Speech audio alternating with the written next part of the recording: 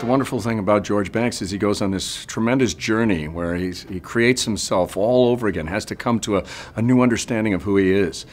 But when I was a little boy, I never would have dared interrupt my father. Were you ever a little boy?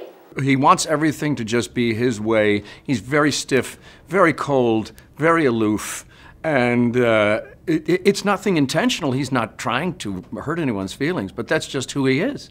Go to your room. But we were just... I don't care what you were just upstairs now. Where's my briefcase? I put it here just... Michael? Jane? Michael, will you give it to me? He's forgotten how to communicate with his wife, with his kids, with life in general. All he can see is bank and money and bank and money, because he's worried about that, and he wants to be the best at it. Rosy cheeks and fairly pretty. There is no objection on that score, I hope? No, not at all.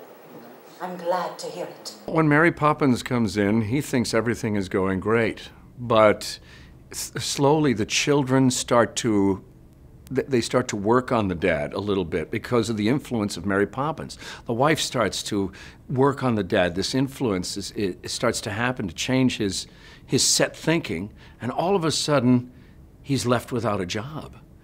As things are peeled away from him, as the layers are peeled away from him, he begins to actually grow up and become a child again, which is interesting, to grow up and become a child again, but he's learning. And I think that's what he's forgotten, and that's what he learns. It's going through a process of awakening his soul to love. And that happens through Mary Poppins, of course. It awakens in him a new life, and at the end he says, the most important thing in my life is my family.